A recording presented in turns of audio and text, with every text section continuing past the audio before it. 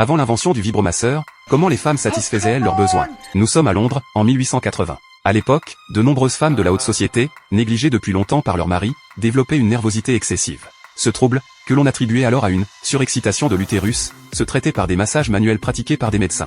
Pour les cas les plus graves, on allait jusqu'à recommander l'ablation de l'utérus. Pour traiter ces patientes, Jacques accompagnait son mentor, le vieux directeur de l'hôpital, dans la salle de soins. Une dame d'environ 50 ans était allongée sur la table, les jambes couvertes d'un drap rouge. Le vieux médecin se désinfecta soigneusement les mains, les frotta vigoureusement pour les chauffer, puis commença un traitement assez délicat. Grâce à ses années d'expérience, ses gestes étaient d'une grande maîtrise. La dame poussa soudain un cri si puissant qu'elle envoya le médecin valser d'un coup de pied. Jacques, lui, apprit rapidement cette technique et, avec son visage séduisant, attira de plus en plus de patientes. Le vieux directeur l'appréciait énormément et alla jusqu'à lui offrir la main de sa propre fille. Jacques avait alors tout pour être heureux, une carrière florissante et une vie amoureuse épanouie. Mais la situation se dégrada rapidement. Avec des dizaines de patientes chaque jour, la main droite de Jacques fut mise à rude épreuve et commença à trembler de manière incontrôlable. Pire encore, les femmes qu'il traitait ne guérissaient pas. Au contraire, elles revenaient de plus en plus enthousiastes et excitées. Bientôt, Jacques était incapable de faire les gestes les plus simples sans l'aide de sa compagne.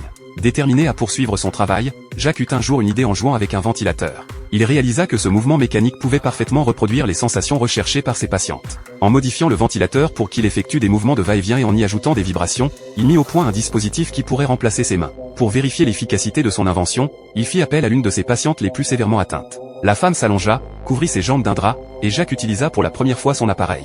Mais le courant était trop fort et la machine bien trop puissante. Les soupirs de la femme résonnèrent dans tout le bâtiment.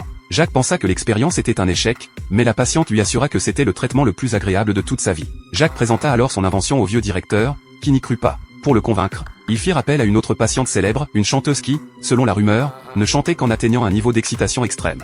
Dès que l'appareil fut activé, elle se mit à chanter et atteignit la note la plus haute de sa carrière. Le succès fut immédiat. Les patientes affluaient chaque jour pour profiter de ce traitement miraculeux. Mais l'appareil était trop encombrant et difficile à utiliser. Grâce à l'aide de ses amis, Jacques parvint à le miniaturiser et créa un modèle portable, facile à utiliser chez soi, sans passer par l'hôpital. Ce nouvel appareil conquit des milliers de femmes, y compris des grands-mères de 80 ans. Finalement, ce petit dispositif devint un objet indispensable dans les foyers et fut même désigné par un célèbre magazine britannique comme l'un des produits féminins les plus populaires au monde.